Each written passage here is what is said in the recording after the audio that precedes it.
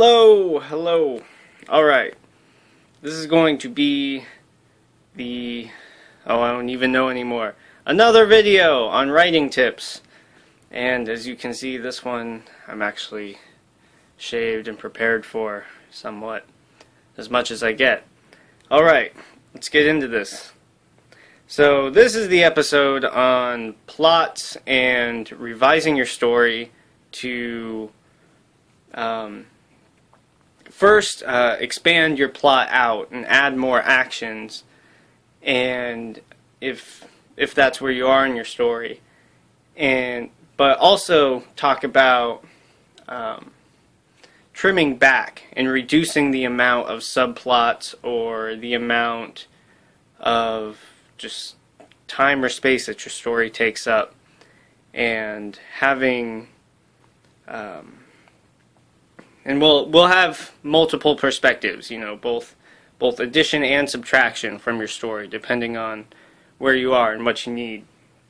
So we'll start off with planning your plot from scratch. Well, I shouldn't say completely from scratch, because chances are, if you're watching this video, you have something in mind. You have some kind of themes or ideas or a funny situation or something that happened to you recently or something that you want to write about. And you probably have, I have a whole other episode about getting started, really, and about going through that and getting your ideas down. So once you've gotten something down, you've gotten like a diary entry or a poem or some old story or whatever, some story you told that people laughed at a party that you decide that you want to make a short story out of. Something like that. So you take something like that. Let's say, you have this idea that is kind of vague in your mind, but you have a notion of one scene or one or two scenes that you really want to write about, and that's usually a good starting spot. Well, you really have to start somewhere, of course, but you can expand on an idea that maybe would only take up a page or a couple pages, and figure out. I would recommend figure out, if you're interested in expanding your little root idea, figure out the scene afterwards. The scene immediately afterwards. And, if you get stuck, and that's probably what the problem is, I would suggest working backwards from the scene you have in mind, whether your scene is the very end or if it's somewhere kind of towards the end, near the middle. It doesn't really matter. Take the idea you have where you are and figure out backwards, what do I need to do to basically set this situation up? What would logically come before this situation? And then figure out what would logically come before the next one, and the next one, and the next one, until you've returned to basically the last point in time where your character's life was normal. The last point of normalcy. And you can start pretty much anywhere in a story. And then if you work backwards to that last few hours, that last morning, that last afternoon, where the character's life was normal, then you've developed, maybe half or maybe all of your story in that way, because you want your starting point to be almost like an establishing shot of the character's life. But not just one, where it's like, okay, here's the character's house, here's them living in it. You'll want to add, with a movie, you probably want 2 or 3 scenes that kind of set up what the character's life is like. If you're doing a short story, you might get away with not having much in terms of normalcy. It shouldn't be a huge percentage of your work, but there should be something there. We should see, we shouldn't just be dumped into a world of action, because then it doesn't seem, it seems like that's just the character's life. That's normal. We're used to starting off with what's normal for a character, and then that allows you to add elements, add action, add tension, and it seems more dramatic because we now understand that their life was just sort of boring and casual and relaxed, and now they're in the middle of some action that they're not, that they weren't ready for. That you as the viewer and the character themselves would not expect to encounter, given how normal their life was at the beginning.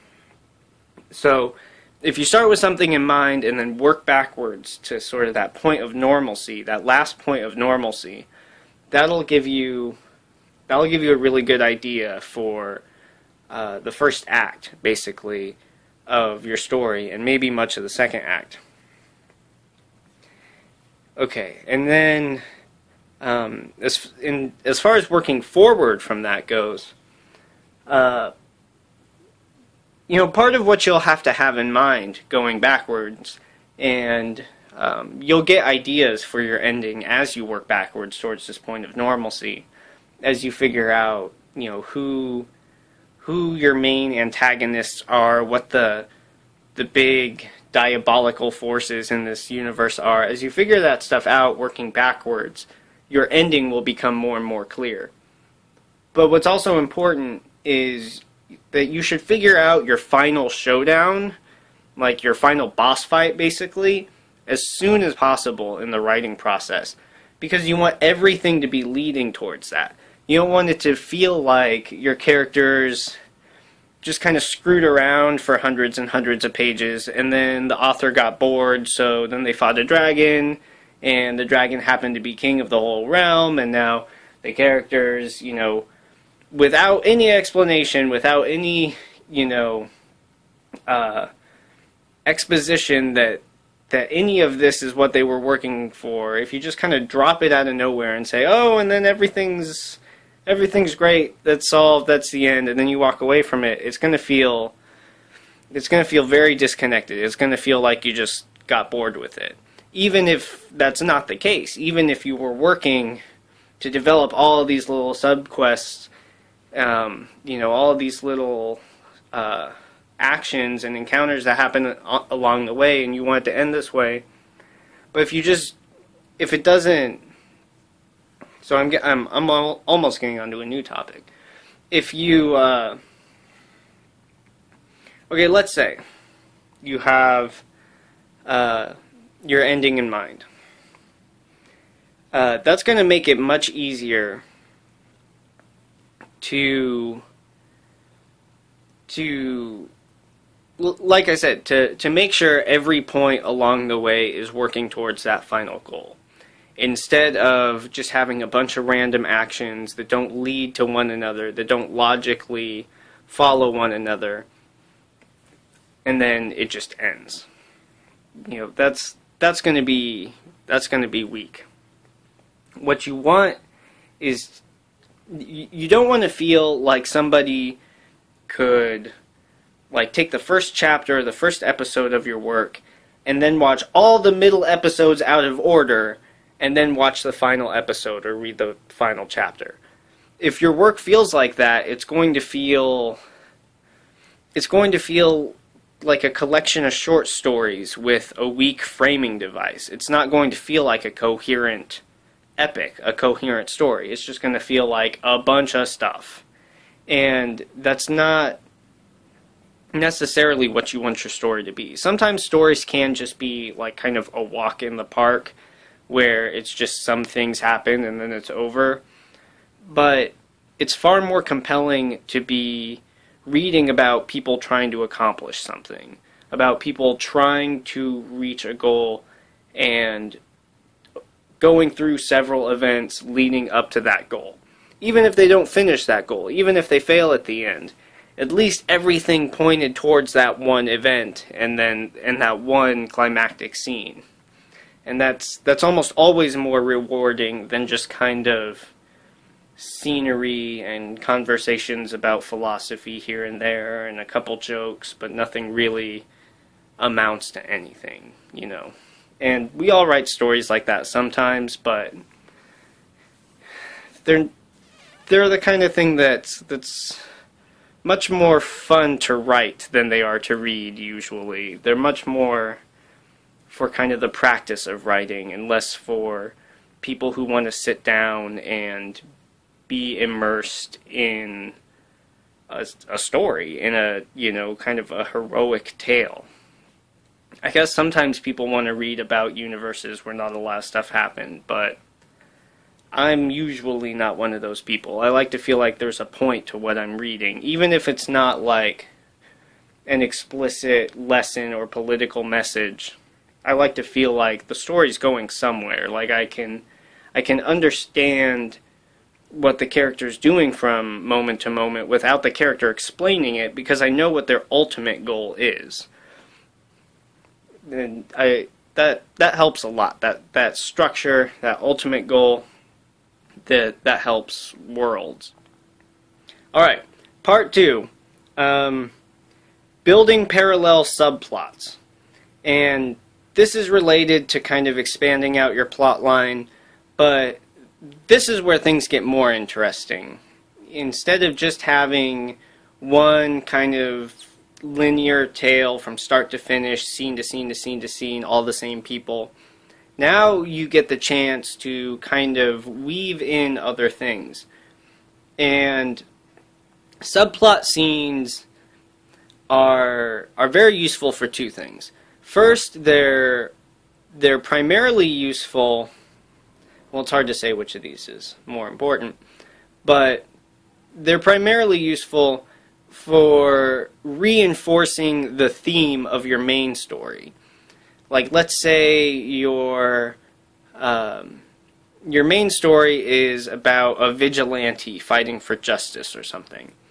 And then one of the subplots you can have, you know, thinking now of the Max Payne series basically, is the Captain Baseball Bat Boy series of cartoons within that video game. They're on the TV and in comic strips and stuff. And it's about a character who's also a vigilante, so this subplot parallels the main plot, but it seems totally different, you know, the first couple times you see it, the first couple times you're playing the game, because it's this totally cartoonish, like Sunday morning cartoon thing about, you know, this child hero who fights supervillains. And it's not till much later in the series or later in the game or after a few playthroughs where you realize that this seemingly frivolous subplot actually was woven in and commenting on and acting as a foil to the main plot, the main character and the main character's goals and such. So that's the main way that they're useful. But they're also useful for ending a scene, basically. There are a lot of times in stories, in stories that take place over a day or so, or a week, where you'll have characters basically working on something. They have to do 50 of something, whatever that is, build 50 widgets. And as the writer, you want to show that, and you want to show time passing. You want to communicate that this is a time-consuming task, but you don't want to just show the same thing for, you know, 200 pages or 30 minutes or whatever in your work, even though this actual event took hours and hours. So one of the things subplots are useful for is your main plot can establish and comment on, like, okay, we have to build 50 of these things. Here's the first one. Time to get started on the second one.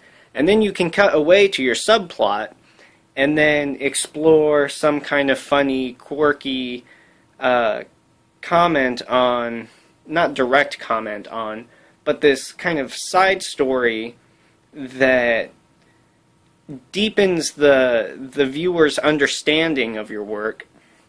You know, you can cut away to this thing, keep the pacing up, keep the levity up, and then cut back to your main plot, and then it's, wow, all 50 of those sure took all damn day, you know?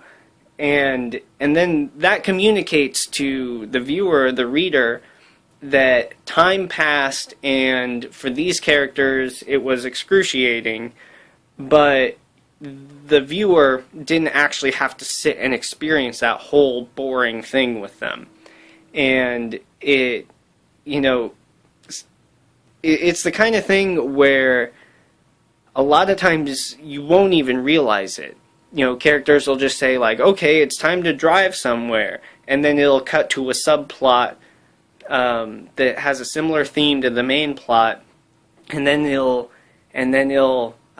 cut back to the main characters, and then, you know, they'll make a joke about the ride there, and then they'll be there in their new situation that the plot required, basically. And the viewer doesn't even realize necessarily that they just skipped that whole car ride, but they feel like it was communicated to them. It feels like it happened in real time somewhat. You know, more so than if it's like, hey, let's go to that place. Oh, we're here at that place. You know, that can be kind of jarring. Sometimes that works, but that doesn't always work. Sometimes you want to communicate time passing. So subplots, if you carefully weave them in, they can really be useful for that. And now I'll get to some different kinds of subplots. I mentioned one, the sort of in-universe fictional subplot where you have a TV show or something within the TV show, or a play within the movie that the main characters are putting on, or, you know, a homework assignment or something that somebody's working on and worrying about. And in a lot of the best stories, when there are these fictional universes within fictional universes, those fictional universes, like I said, they comment on the major plot, and sometimes they even help propel the major plot. They become a catalyst for a realization or something for the main character. They realize, oh my god, I'm going through the same thing that this character is going through, that I've been, you know, seeing on TV everywhere and I wasn't even really thinking about. But we're going through the same thing, and then, you know, and then you can have that subplot connected to your main plot. You know, not just woven in kind of a literal sense, going from scene to scene, but woven in causality-wise, where the fictional universe enables something to happen in its overarching fictional universe. You know, the fictional universe within the fiction enables something within the fiction. That gets confusing. But yeah, so that's one way you can do a subplot. Related to that is flashbacks. And sometimes people just throw in a flashback because they're like, oh, here's some backstory I thought of. Here's this interesting scene with their parents or something. And then let's come back to the main story. And sometimes it's just like filler almost. But flashbacks can be kind of a parallel plot showing how history repeats itself, or in a lot of crime investigation sort of things, you'll get a lot of flashbacks to the crime scene, sort of flashbacks to the crime, I should say, as clues are uncovered. So it's like, oh, you know, here are these bullet casings, and then you get, you know, what the cops imagine, basically, of the suspect shooting the gun. So you get these flashbacks, not exactly as subplot, but a lot of times those asides that took place before the story that you're seeing, they build up and you get more information, and a lot of times the information you get is in sequence, conveniently enough for the sake of drama. You know, your clues reveal basically like 1 or 2 seconds at a time until the final moment where you get all the information you need at the end of the episode or the end of the work, and then the mystery is solved. So, yeah, flashbacks can be sort of an interwoven subplot that can help your story. They can be overused, but if you plan well and don't just kind of throw them in, they can really help your story sometimes. There's also the Sidekick subplot, which actually isn't any one thing, but oftentimes your hero will be separated from their sidekick for a period of time near the final battle and final encounter of the movie, to kind of ramp up the tension. You know, you'll have people separated, and you'll have hints of things that happened in the first few scenes coming back and like separating the sidekick from the hero and forcing the sidekick to deal with this related thing that's not the main mission, but is, you know, due to their own personal faults and you know, poor judgment and such. And then once that sidekick solves that subplot, then they get dumped right back into the main plot just in time for that final encounter. And something like that can help. It can help develop a side character as well as make a story feel more, you know, help with the pacing of the story, make the themes feel more fleshed out, and, you know, copy, or not copy, but kind of harmonize with the theme of the main plot in the subplot through the sidekick. And it can all make your work feel more coherent and more satisfying to get through, and, you know, pulls the reader through it more.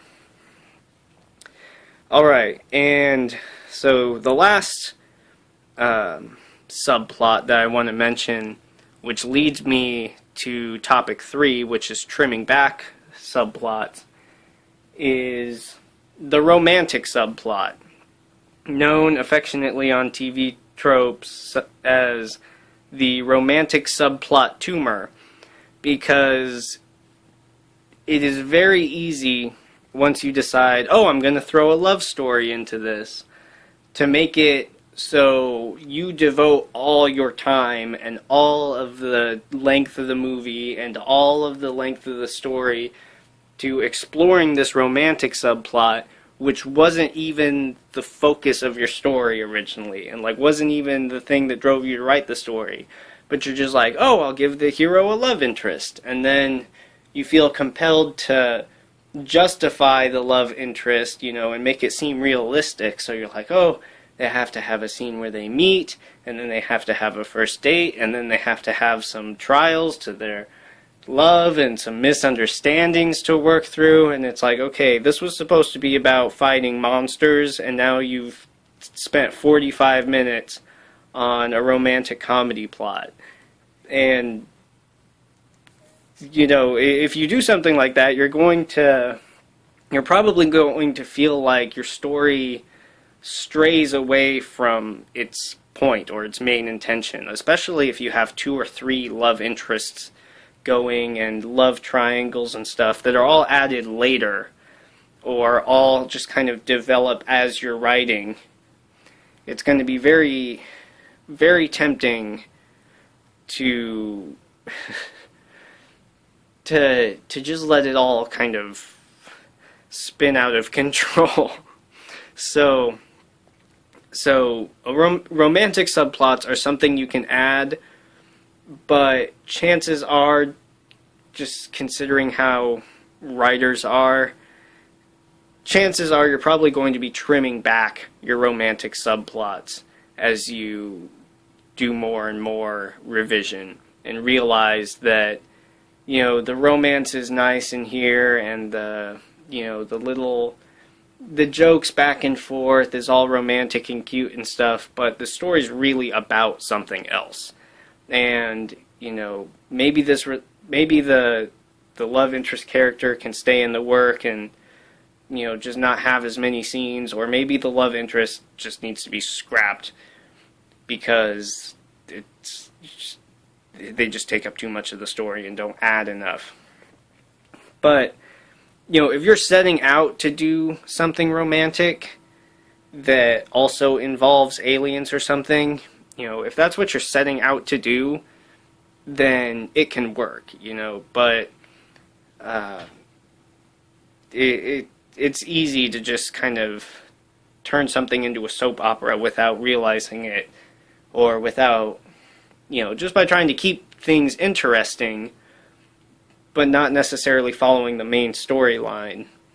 You can accidentally get into all this kind of drama that's not dramatic, if you get what I'm saying. Alright, so now thoroughly into topic 3, you know, related to trimming back busy plots and tangled plot lines.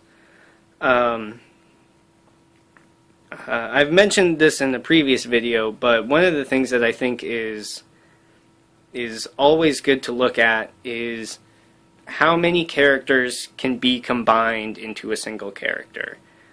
Because a lot of times, especially since I usually like to have a work fit an overarching theme, a lot of times I'll have a lot of subplots, you know, in my planning stages. I'll realize that I have a lot of subplots that basically have the same things happen in them, or have such I'll have characters with such similar stories that 3 or 4 of the scenes overlap, and maybe sometimes the characters are both physically in the same scene together. And I realize, you know, instead of just developing, you know, 40% more for this character and 40% more this character, I can just combine these two, you know, 60% done characters, and then trim 20% that's just kind of filler and crap and repetitive, and then get a solid 100% character, storyline, and, you know, get these notes that resonate with your theme well, and your main storyline well, and, you know, have it flow well, really. That's the main thing. You know, you really don't want to bore people.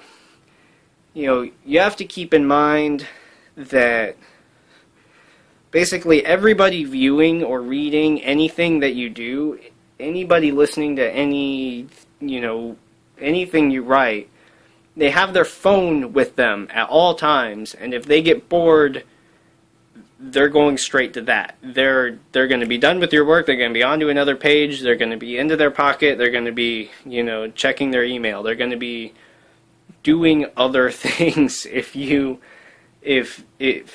they get the sense that you're wasting their time, that you're just giving them the same thing over and over again. So, you know, keep that in mind. Keep that, you know, that need to keep people interested, and keep your story as coherent, and, you know, take up as little time as possible, really, is sort of the best rule to go by. Okay. Combining characters. Alright, 2 more things I want to say real quick.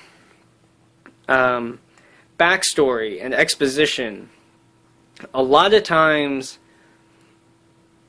you know, if you're discovering that your story is like 2 pages over what the publisher will accept, or what your teacher will accept, or something, you know, and you need to cut back, Maybe not 2 pages, maybe like 5 pages, let's say. Like, you just wrote and wrote, and you're like, there, that's what it needs to be, and you're 5 pages over. Chances are the best place to cut from will be the beginning. Because the rule is start as late, or start as close to the action as possible. Because, like I said, you want to get that shot of normalcy, but you don't want to dwell in that normal world for so long that your audience just tunes out and just doesn't even get to the action. So you want to present that normalcy, go, oh, isn't this nice, isn't this a wonderful world that this character lives in, but then take control away from them and make things hectic and make everything crazy. Because, you really don't want to spend time with like fake encyclopedia articles about the history of the world from the time that the work was written all the way up into this fictional point in the future. That's one of the surest signs that what you're about to see is going to be terribly written. If it starts with just this paragraph of, there was this war, then the Clone War, and then the Robot War, and then the Alien War, and like, oh my god, this is going to be, a hike to get through this thing.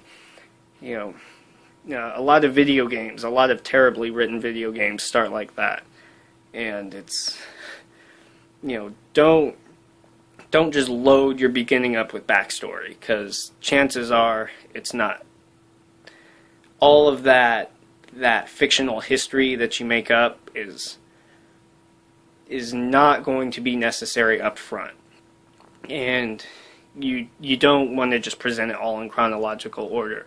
Refer to things that are important here and there, throughout your story, and maybe it's important that you came up with all of that stuff, but don't force it on, don't force this, like, planning stuff, basically, planning for your writing. Don't force your planning stuff onto your audience before they even get to the good stuff, before they get to the real story.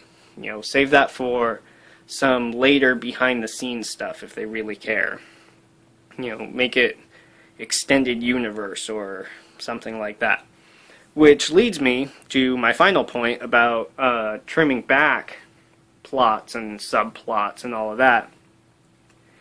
And if you feel like your work is too convoluted and too, like, there's just too much going on, too many characters, too many stories going on, but you don't want to cut anything, chances are the best thing to do is to take one of those stories or one of those subplots and make it a sequel. Save it for the sequel.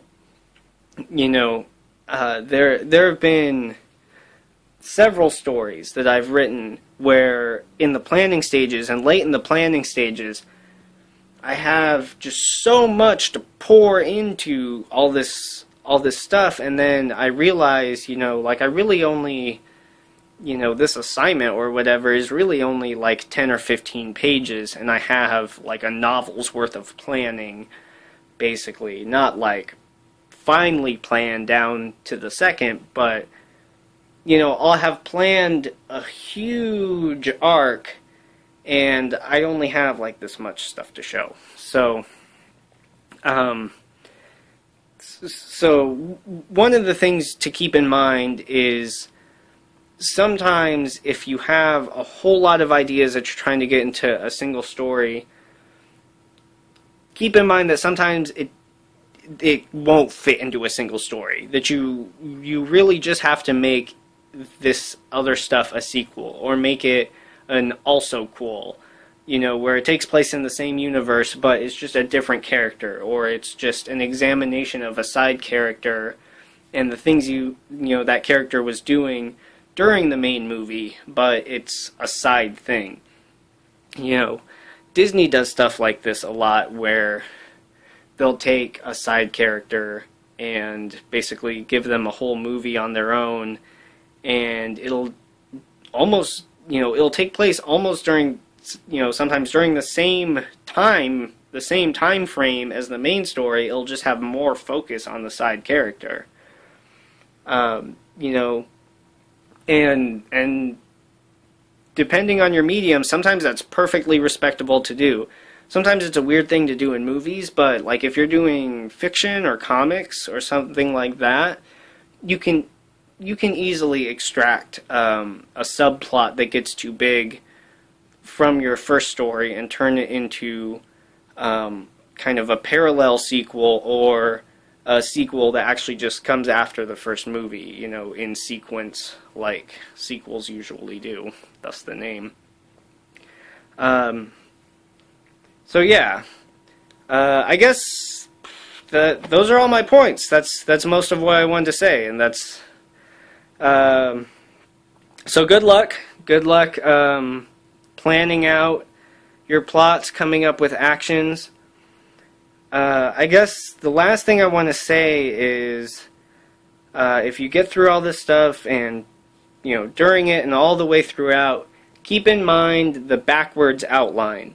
The idea of looking at your ending and thinking what logically leads to that, what logically leads to that, to that, to that, to that, and going all the way back to your main character's last point of normalcy, where life was just pretty calm and regular for them before everything got hectic and started to lead up to this last, you know, encounter and last battle.